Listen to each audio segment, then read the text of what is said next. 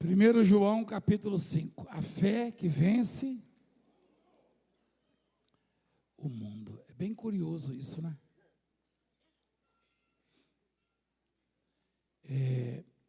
Eu cresci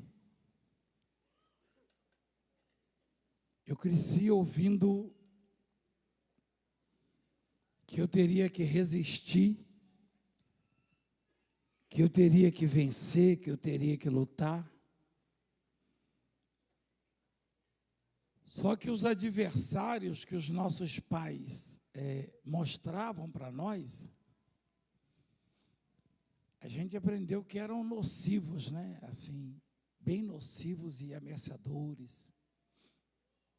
Né? Desde pequena, minha mãe falava, cuidado com as cobras venenosas, mata elas quando você vê. Depois eu comecei a questionar isso, por que eu tenho que matar a cobra?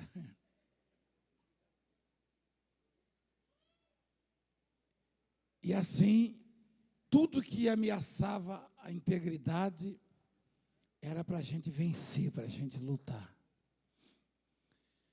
Então a Bíblia diz, a fé que vence o mundo. Aí eu pergunto, por que eu tenho que vencer o mundo? Porque o mundo, ele não se conforma com Deus, com as coisas de Deus. Esse mundo, na verdade, é tudo aquilo que pode me afastar de Deus, pode me tirar da presença de Deus. Às vezes a coisa nem é nociva, você nem se sente ameaçado, você olha, às vezes é uma coisa que parece boa, mas que vai lhe afastar de Deus, que vai lhe distanciar de Deus.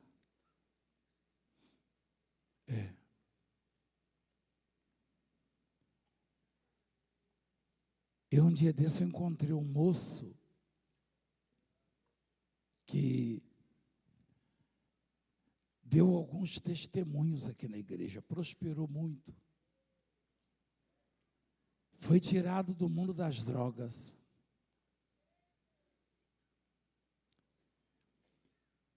E Deus o abençoou tanto aqui,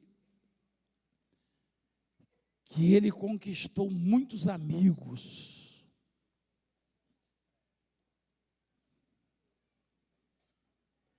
E ele se casou, e depois de um tempo, a mulher dele disse, se você quiser continuar na igreja, você continua, eu vou sair. Porque eu ouvi falar mal da igreja, ela disse. Ele falou, eu também ouvi, mas qual o problema? A gente mesmo falava. Ela falou, não, mas eu não vou mais não. Você vai. E aí ele vinha, ele contou para mim, ele vinha, aí eu olhava do lado, ela não estava, porque antes de se casar, ela dizia para ele, eu vou para onde você for. Aí eu estava analisando a situação dele, eu falei, está aí o mundo que eu tenho que vencer. Que às vezes está tão junto da pessoa e parece tão favorável. Então, quando a Bíblia diz que a fé, ela é a vitória que vence o mundo, isso significa dizer que nada nesse mundo, qualquer coisa nesse mundo que eu possa conquistar ou trazer para perto de mim, pode ter a importância de Deus na minha vida. Quando alguma coisa começar a ter muita importância na sua vida e começar a ameaçar a sua relação com Deus, se você não atinar para isso, você vai ser vencido e o mundo vai te vencer e vai destruir a sua vida. A fé que vence o mundo é a fé que te diz que Deus é o único bem que você tem, a única riqueza que você tem. Essa é a fé que vence o mundo. Essa é a fé que vence o mundo. Todo aquele, diz o texto, presta atenção, que crê que Jesus é o Cristo é nascido de Deus. Eu falei para esse moço assim, vem cá, e por que você não volta? Ele falou, eu às vezes até quero voltar, fico escutando, mas estou tão fraquinho. Eu estou até usando droga de novo.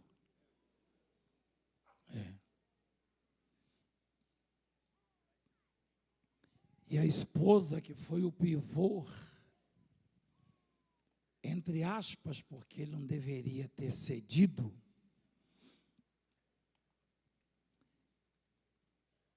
ela sofre muito, porque quando ele estava com Deus, ele a abençoava, agora ele a maltrata.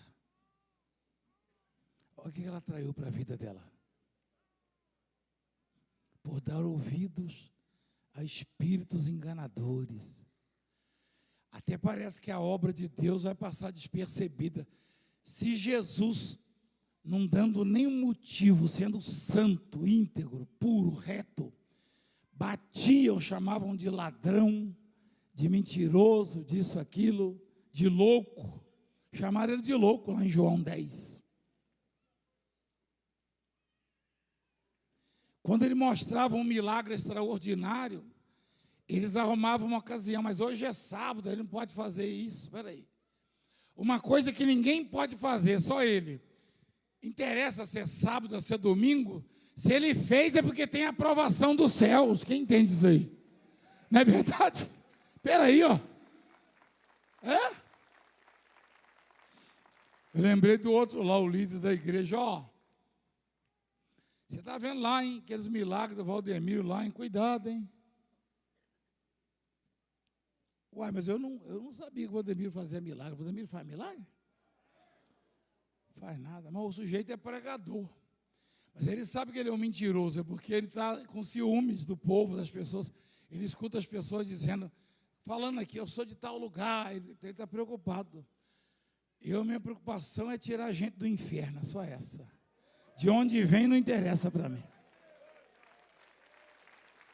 É? Então, todo aquele que crê,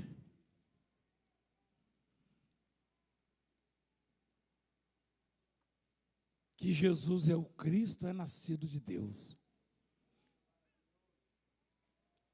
Jesus é o nome dele, né? Cristo é a missão dele. É? Cristo quer dizer Messias, quer dizer Salvador, único Salvador, único que salva. Se você crê que Ele, Jesus, é o Cristo, ou seja, é o Salvador, o único, então você é nascido de Deus. Se você é daqueles que diz assim, eu acredito em todas as religiões, você não nasceu de Deus, mas de jeito nenhum. Você me perdoa falar isso aí. É claro que tem gente que não vai gostar disso. Eu diria que espiritualmente falando, você nasceu de chocadeira.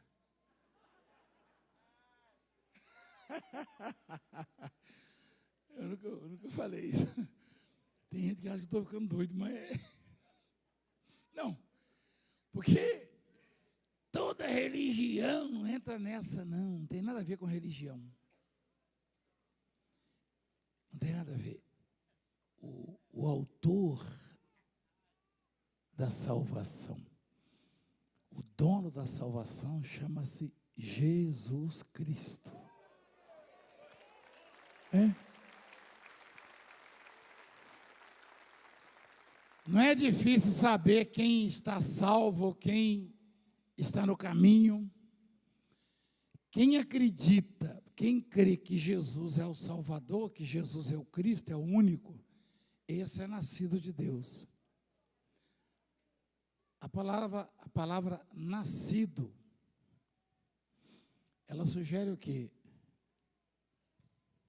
Que você não é de chocadeira, você tem um pai. Você tem uma mãe, não é verdade? A Bia nasceu da Sol. Olha, Bia, você nasceu da Sol. É?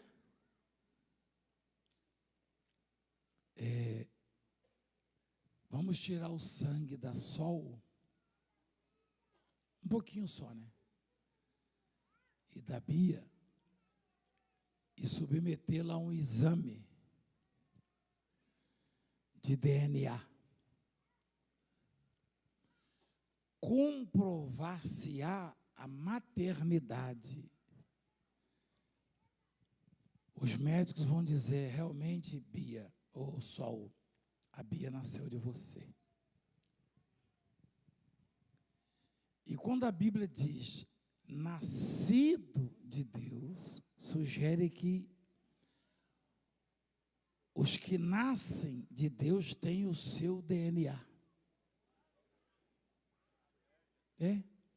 A ligação é muito forte do filho com o pai ou com a mãe. O gerou. Então, a herança, isso é uma figura, né? No sentido figurado, eu e você herdamos o DNA do pai. Traduzindo, características. Deus é bom? Sim ou não? Quem nasce de Deus tem um bom coração.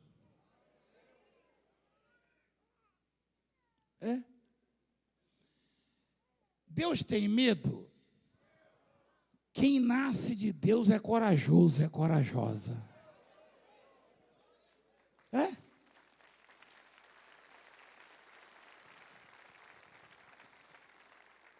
Deus não fracassa, fracassa? Seus filhos têm que ser vencedores. Deus desiste de alguma coisa? Não. O homem só causou tristezas, decepções, aborrecimentos. E Deus não desistiu do homem. Aliás, a palavra diz, né? Pode a mãe esquecer-se do filho que ainda mama? E 1 milhão, sei lá, em 100 milhões, pode ter uma ou duas.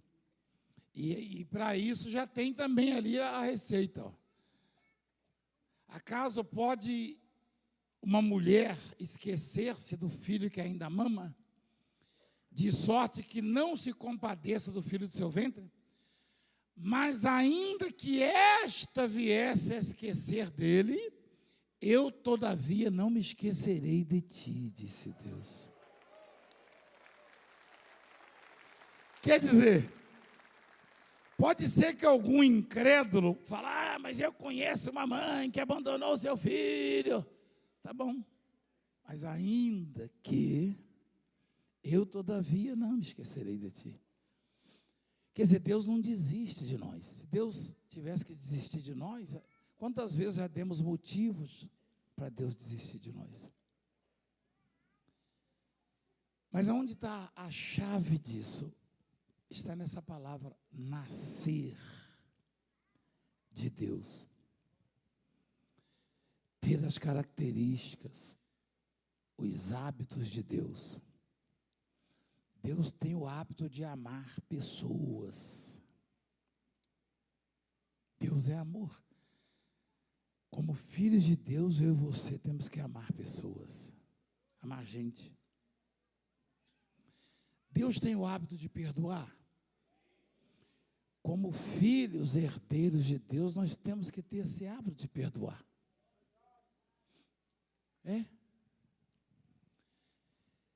Deus tem todas as qualidades reunidas. O filho não tem 100% dos hábitos, costumes, do caráter do pai, mas tem boa parte. E se eu e você herdamos algumas coisas de Deus, já fazemos proezas nesse mundo. É impressionante como as qualidades, as virtudes de Deus. Deus só tem virtude. Aliás, ele é pleno, né? Lá em Colossenses 1, a Bíblia diz que em Jesus reside, ou seja, mora. É isso, filho? Basicamente é isso, né? É isso mesmo? Porque aprove a Deus que nele residisse. Você conhece essa palavra residir? Você reside onde? A Ana Rosa pergunta assim, sabia? Lá não fala você mora onde, você reside onde? Então, a plenitude, aquilo que é pleno, que é completo, que é full, que é cheio, reside em Jesus. Jesus, ele é completo em tudo que é bom. Nele reside toda a plenitude. E a gente pode não ser rico como o papai, mas a gente tem que pegar uma beiradinha, você entende? Hein? Ou seja, nós não vamos ter tudo que ele tem. Ele é perfeito, nós erramos. Ele não erra. Mas se a gente pegar dele o amor, a fé, a esperança, a misericórdia, as coisas básicas, sabe? A gente faz a diferença no mundo. Então,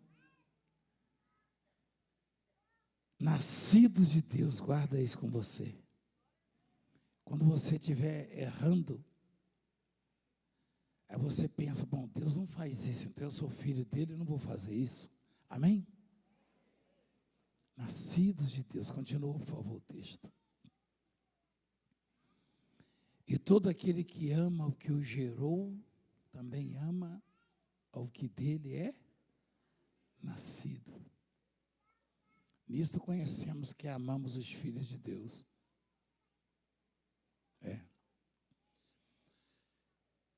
Eventualmente, eu vejo filhos de Deus brigando, disputando território, com ciúmes uns dos outros, e arrumando defeitos uns para os outros. Se sentem ameaçados, filhos de Deus. Já vem ele, já vem ela. Cheguei primeiro. No grupo pequeno que Jesus administrava, surgiu uma situação bem desagradável. Uma mulher que era mãe de 2 dos discípulos falou: Senhor, eu queria te pedir uma coisa. O que você quer? Lá na glória, lá no seu reino, eu queria que os meus 2 filhos se assentassem ao seu lado, uma à direita e outra à esquerda. Ela pediu pouca coisa, hein?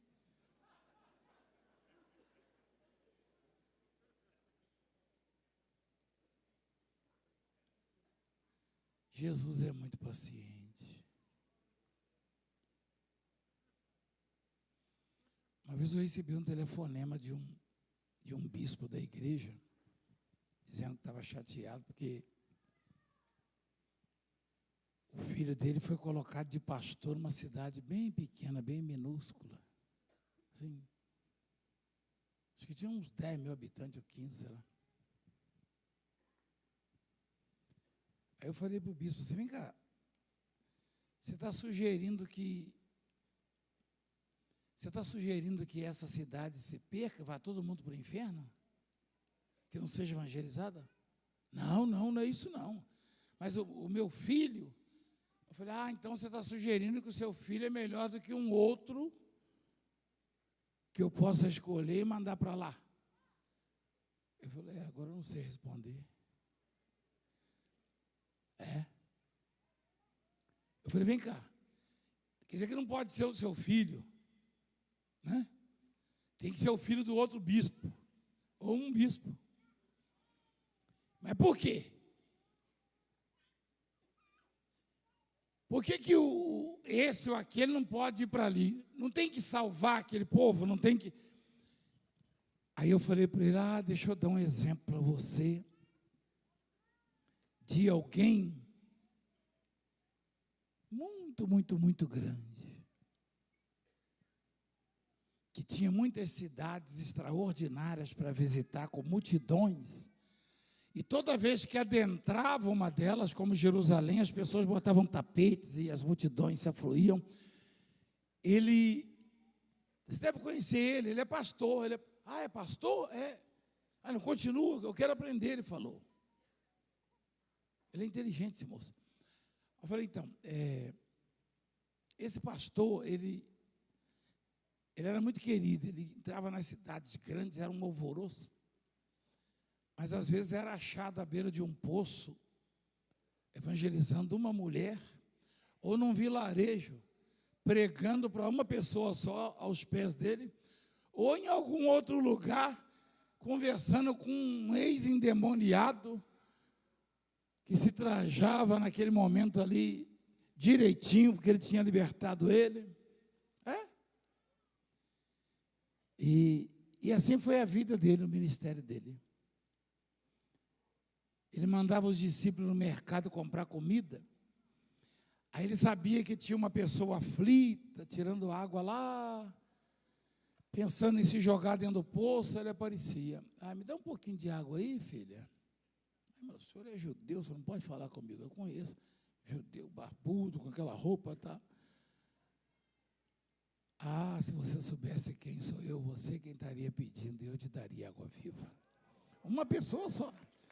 Mas o seu filho não pode pregar para 10 mil, para 15 mil. Aí ganha a cidade. Ele falou, é difícil, né? Eu falei, é difícil. É difícil. É porque a Bíblia dá todos os argumentos para a gente. Né? Então, desculpa a igreja estar assim, tão lentamente ensinando, mas o ensinamento ele é maior do que a pregação. Mas a fé vem pelo ouvir a pregação. Vem, mas mesmo a fé ela pode cessar, mas o conhecimento nunca se apaga. Eu aprendi a andar de bicicleta, igreja, quando eu era menino, 5 anos de idade, 6 anos. Aí, muitos anos, décadas depois, subi na bicicleta e saí. Alguém até filmou. Conhecimento. Entendeu? Eu já vi gente com muita fé ontem que hoje está sem fé. Embora a fé venha pelo ouvir a pregação.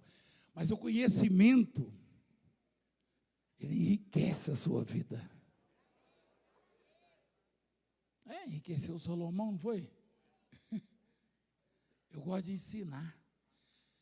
Mas e a fé? A fé eu acrescento em você, mostrando o paralítico, o leproso, o morto ressuscitando, o miserável prosperando. Então, basicamente, para combater um mundo corrupto e corruptor, incrédulo, malvado, tenebroso, eu tenho que ser nascido de Deus, senão eu não vou aguentar, não vou resistir. E para ser nascido de Deus, eu tenho que procurar ao máximo fazer o que Deus faz e gostar como Deus gosta e me portar como Deus se porta. Então, continuando, filho, para resumir aqui. Nisto conhecemos que amamos o Filho de Deus quando amamos a Deus e praticamos os seus mandamentos. Porque este é o amor de Deus, que guardemos os seus mandamentos. Ora, os seus mandamentos não são penosos, ou seja, não são impossíveis de serem guardados. Porque ali está escrito todo, mesmo a igreja eu estou enxergando pouco por causa eu estou meio cansado. Todo? Ou metade? Todo que é nascido de Deus vence o mundo. O mundo já fez você chorar. É que o mundo, como eu disse para você, é aquilo que te afasta de Deus. Eu não vou poder me justificar diante de Deus, eu me afastei por causa desse, por causa daquela, por causa daquele, por causa daquilo, não. Porque todo o que é nascido de Deus vence o mundo. Isso é a Bíblia que está dizendo, não tem como mudar. Se de um lado nós nos sentimos cobrados, do outro lado nos tranquilizamos e sabemos que a pressão e as adversidades e os obstáculos que o mundo está impondo em nossas vidas, nós vamos vencer. Só que isso aí não é meu, não. Eu gostaria de ser o autor disso aí, ó, você vai vencer. Aí eu estava subindo um monte lá em São Roque, apareceu um profeta no escuro, não sei quem estava esse dia comigo. O senhor vai vencer! Eu fiquei olhando assim. Falei, rapaz, obrigado, meu filho. Mas é verdade. Porque eu sou nascido de Deus. Ou seja, qual é a possibilidade de um nascido de Deus perder? Nenhuma. Só que não é meu também isso não, igreja, porque está escrito ali, ó, todo que é nascido de Deus vence. A palavra vencer sugere alguma coisa? Não, vencer já é a vitória, filho. Sugere a luta. Luta. Vencer. Lutar. Não tem jeito de vencer sem lutar. Tem gente que se gaba tanto de vitória e quando vem a luta fica reclamando. Eu sou um desses. Espera aí. Quem é que gosta de vitória? Eu também, mas eu não gosto de luta. Está errado, rapaz. Você sabe que uma palavra depende da outra? A vitória, ela só pode vir da luta. Você sabia disso? Quem sabia? Todo mundo fala em vitória. É vitória. Fulano venceu. Só os torcedores do Bahia que não falam, eles falam triunfo. Você sabia disso?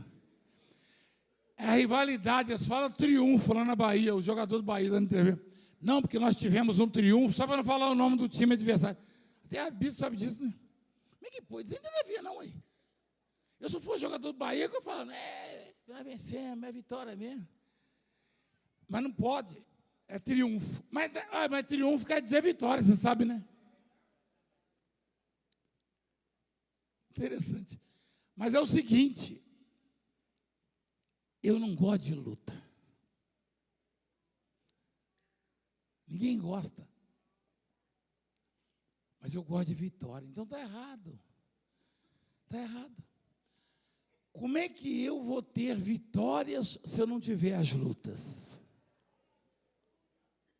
Não é verdade? Você entende o que eu estou falando? Apóstolo, mas eu estou numa luta tão grande. A proporção da vitória,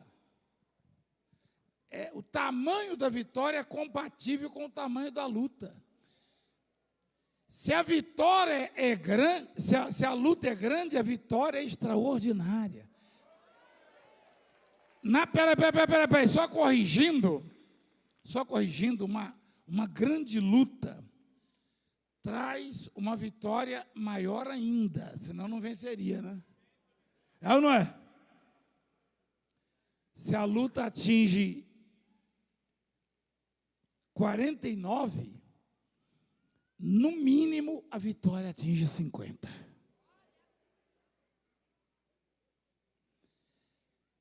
Hoje eu estava comentando com um bispo, acho que é o bispo Jorge, sobre uma situação. Eu falei, onde abundou o pecado, superabundou.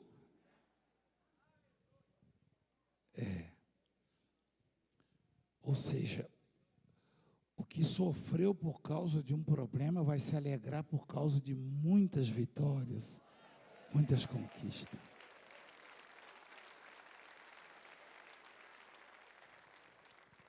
Então, esta é a vitória que vence o mundo, a nossa fé. Quem é que vence o mundo, senão aquele que crê ser Jesus, o Filho de Deus? Não, não tem.